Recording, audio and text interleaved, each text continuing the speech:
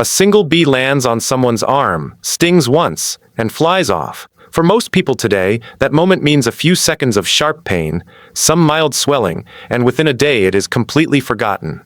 But for a small percentage of people, that exact same sting can trigger a reaction severe enough to become life-threatening within minutes.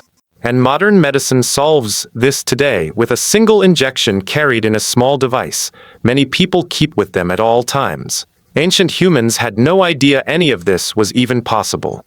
They had no concept of allergies, no understanding of why one person could be stung 100 times with no issue, while another person's body reacted violently to a single sting, and absolutely no device capable of stopping that reaction once it started.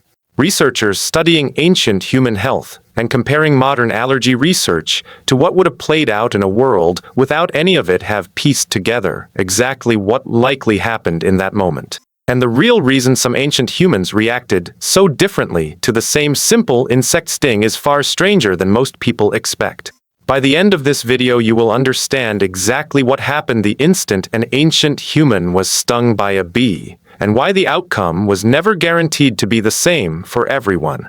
If uncovering the hidden dangers hiding inside completely ordinary moments of ancient daily life is the kind of mystery that keeps pulling you in, this is exactly the territory this channel breaks down every single week.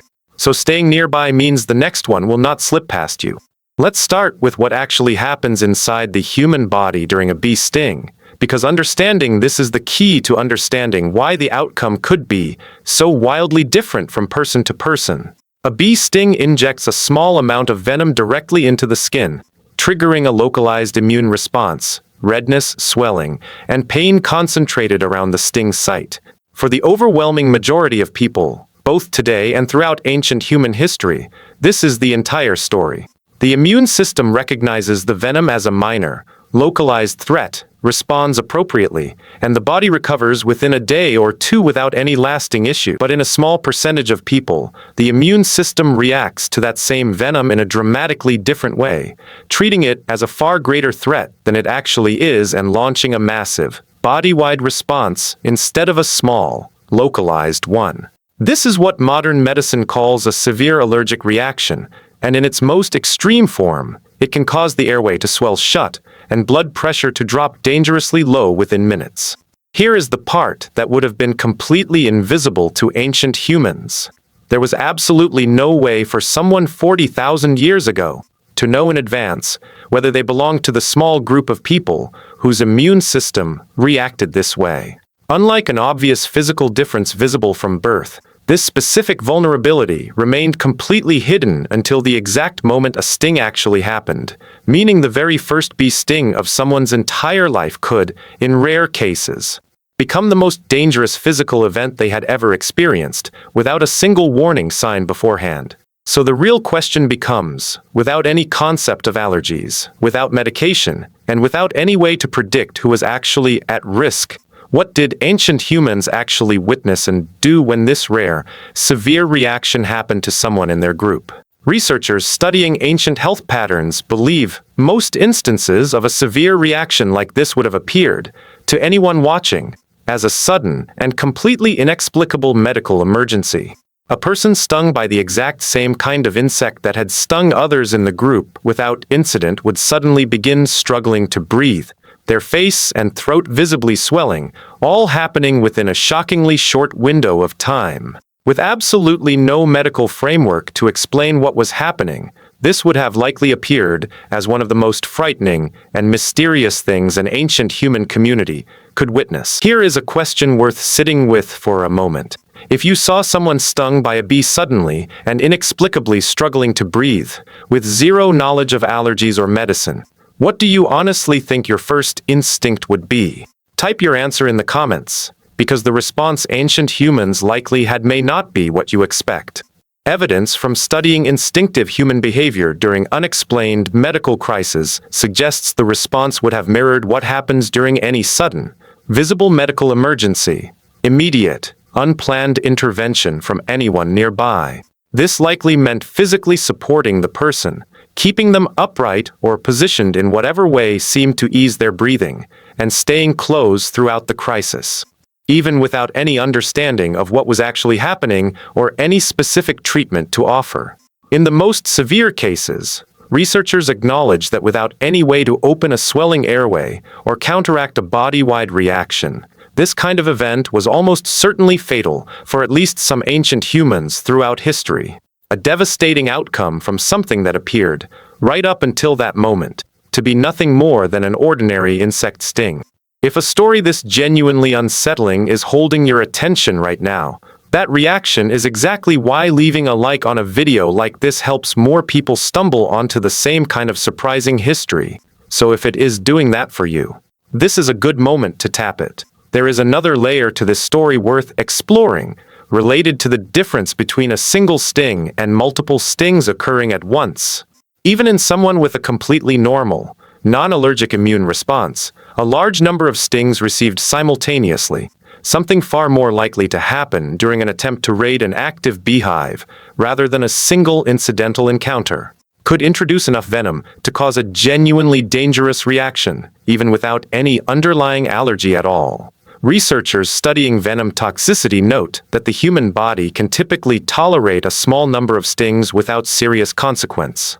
But a mass stinging event involving dozens of stings at once represents a fundamentally different and more dangerous situation, regardless of a person's individual immune sensitivity. This means ancient hunter-gatherers were taking on two separate risks every time they approached a hive: the ordinary, usually minor risk faced by anyone stung once or twice, and the considerably more serious risk of a mass stinging event if a hive defense response escalated out of control. For the overwhelming majority of ancient humans who experienced a normal, localized reaction rather than a severe one, evidence points towards some genuinely resourceful, if imperfect, methods for managing the pain and swelling that followed.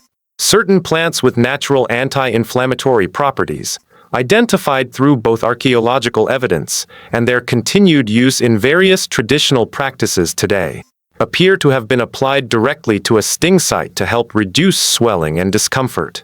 Cool water or damp material pressed against the site, when available, likely provided at least some temporary relief from the initial sharp pain, a technique still recommended by modern medical guidance today for the exact same basic reason. This risk-reward calculation likely mattered enormously to ancient humans, because honey represented something genuinely rare in ancient diets, a dense, naturally occurring source of pure sugar and calories at a time when such concentrated energy sources were otherwise extremely difficult to come by. Researchers studying ancient foraging behavior note that the nutritional value of honey was significant enough that many ancient and traditional societies were willing to accept a real, sometimes serious physical risk in exchange for access to it. A pattern still observed today among certain traditional honey-gathering communities that continue to face the exact same basic risks their ancestors did.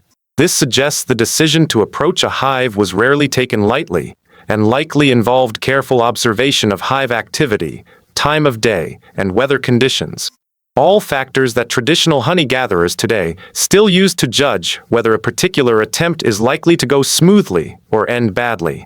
There is also something worth mentioning about how ancient communities may have unintentionally reduced their overall exposure to stings in the first place. Evidence from studying traditional honey-gathering practices, some of which persist in certain communities to this day, shows the use of smoke to calm bees before disturbing a hive, a technique that significantly reduces defensive, stinging behavior. If ancient humans discovered and used this method, likely through repeated trial and error, while attempting to gather honey, a genuinely valuable and calorie-dense food source, it would have meaningfully reduced the number of stings experienced during one of the more common and deliberate points of contact between humans and bees throughout ancient history. It is also worth considering that children in ancient communities likely experienced incidental stings more often than adults, simply due to spending large amounts of time outdoors exploring, playing, and gathering in areas where bees and other stinging insects were commonly present. Without any way to predict which children carried an underlying sensitivity, a completely ordinary afternoon of play could, in rare and unpredictable cases, turn into a genuine medical emergency with no warning at all. A sobering reality that adds real weight to just how unpredictable and invisible this specific danger truly was throughout ancient daily life. It is worth remembering, too, that ancient human experience with this exact danger was never identical everywhere. Regions with more aggressive bee populations, or environments where beehives were more densely concentrated, likely saw considerably more frequent stings compared to regions where bees were scarcer or less commonly encountered. Some researchers also note that repeated exposure to bee stings over a lifetime, in certain documented modern cases, has been associated with a reduced likelihood of severe allergic reaction over time. Though this connection is still an area of ongoing scientific study, rather than a settled, universally applicable fact. So here is the real answer to the question this video opened with. When an ancient human was stung by a bee, the vast majority experienced nothing more than temporary pain and localized swelling, managed with plant-based remedies and whatever cool relief the environment could offer. But for a small, invisible percentage of the population, that same ordinary sting could trigger a severe, unpredictable, and often fatal reaction, appearing with no warning and offering absolutely no way for ancient humans to understand what was actually happening inside that person's body. It was one of the clearest examples in ancient life of how something entirely mundane, a single insect landing on someone's arm, could occasionally become one of the most dangerous and confusing moments a community would ever witness, hiding a biological reality about the human immune system that would not be properly understood for tens of thousands of years afterward. If this uncovered something you did not expect, there is another sudden, everyday danger sitting right behind it that most people have never once considered from an ancient perspective. What actually happened the moment a serious wound began bleeding heavily, in a world with no bandages, no stitches, and absolutely nothing resembling a modern first aid kit anywhere nearby? That story is coming next, and it reveals something about ancient human resourcefulness most people have never once stopped to consider.